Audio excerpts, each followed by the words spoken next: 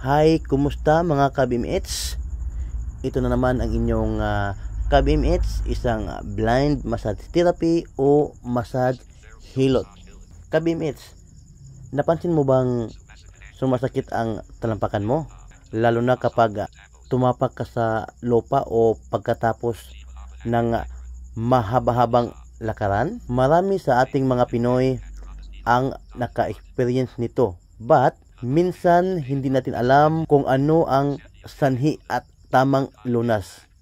Kaya ngayon, pag-uusapan natin ang mga dahilan ng pananakit ng talampakan at ang mga posibleng solusyon.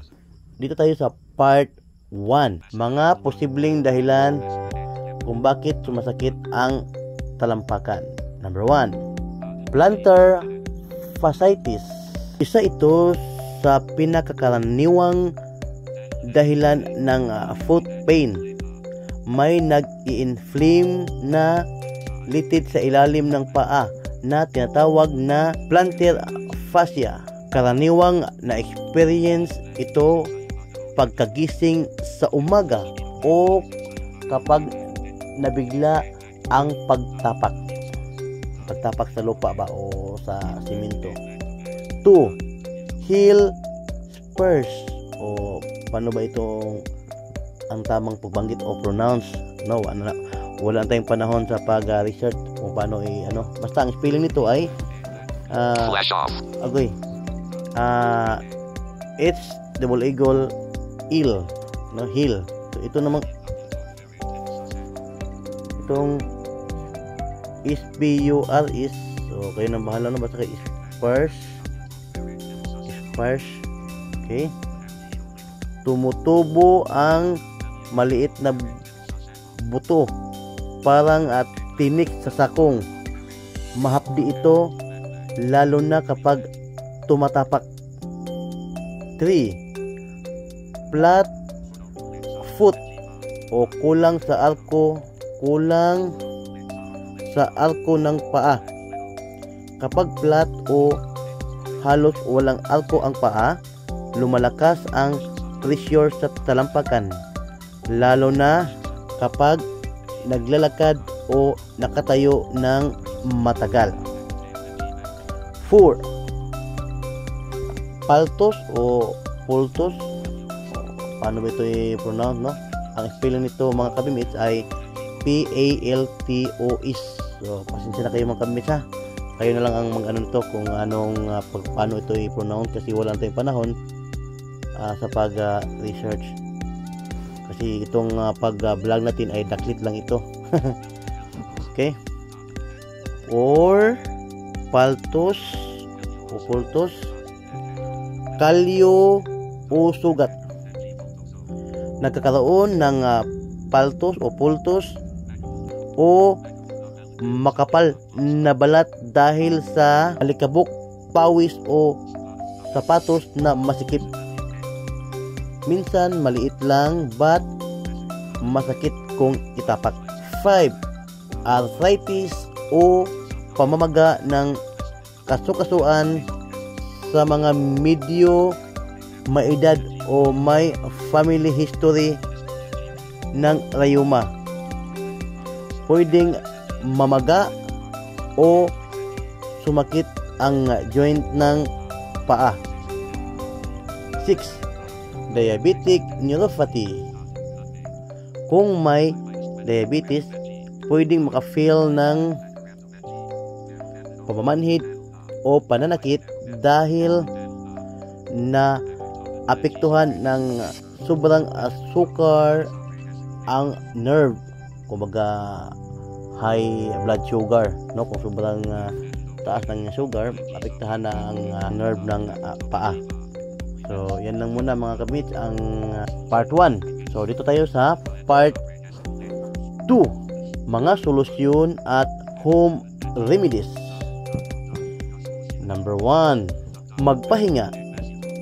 Huwag mo munang masyadong gamitin ang iyong paa. Iwasan ang matagal na pagtayo o paglalakad. 2, gamit ang tamang sapatos i-sure na well fitting at comfortable ang sapatos. Mas mainam kung may cushion support ang insole. 3. Stretching at massage. So kasali dito ang stretching at massage, no? Nasali ito hindi dahil ako ay isang massage therapy, kundi naisali ito dahil totoo naman, dahil epektibo talaga ang foot massage o reflex massage sa paa, no? Epektibo pag tama ang paggawa. Based sa aking experience, marami talagang nawala ang kanilang naramdaman, no? Gumaganda ang kanilang naramdaman o nawala ang kanilang mga naramdaman na sakit tapak o sakit sa paa. Okay? Stretching at massage. Gawin ang foot stretching tuwing umaga or bago matulog. Magpamassage sa well-trained o expert para hindi lumala o mas madamage pa. 4. Cold compress. Maglagay ng yelo na binalot sa tila tuwing namamaga o sumasakit. 10 to 15 minutes to 3 days, 2 to 3 beses sa isang araw. So, number 5, foot elevation. Ipatong ang paa sa unan habang nakahiga para mabawasan ang pamamaga. 6. Huwag maglakad ng nakapaa. So pag may nag-inflame na o namamaga ng mga kabimits, hindi talaga advisable na magpaa o walang sinilas o ano ba yan, no? Kasi sensitive na yan mas posible pang mas lumala pa, no? Magandang magpaa lalo sa graba, sa mga bus o sa mga mga yung makinis na bato. Kung wala pang naramdaman or medyo hindi pa masyadong masakit, itapak sa lupa. Yung may kunti kang naramdaman sa side ng iyong paa o sa talampakan, so baka may maraming na dyan, mga waste product, no, na na-accumulate. So makatulong ang yung matitigas na bagay. Kaya nga pag mag-reflex, di ba? Pag mag-reflex, may gagamitin yung tinatawag naming pressure foot, yung kahoy o yung parang sa dulo may may makinis ang dulo. Yan ang gagamitin sa mga para i-reflex, para itama sa mga idiin yung mga point. So sa akin, pagkaya ko sa aking kamay, sa aking thumb, no, sa aking hinalaki, pagkaya ko ay kamay lang ang gamitin ko o siko, no?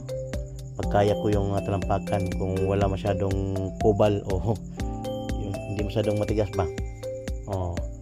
Pero pag sobrang baga, makapal na yung niya, talampakan niya, ay gamit na ako ng yung tinatawag namin pressure foot. Okay, patuloy pa tayo. Huwag maglakad ng nakapaa. Laging magsuot ng sinilas o sapatos, lalo na sa matitigas na sahig. Okay? So, yan lang muna mga kabimits ang ating part 2. Paalala, kung hindi pa mawala-wala ang sakit, kung may kasamang pamumula, pamamaga, lagnat o may sugat na hindi gumagaling, kung may pamamanhid, pagbabago ng kulay o naglalamig ang paa, sa inyong doktor, ikonsulta na. Sa Bisaya pa, ayaw na paglangay. Okay? So, hanggang dito lang muna tayo mga kabimits. Maraming salamat po sa inyong pakikinig at panonood. Sana po ay marami po kayong natutunan. Goodbye!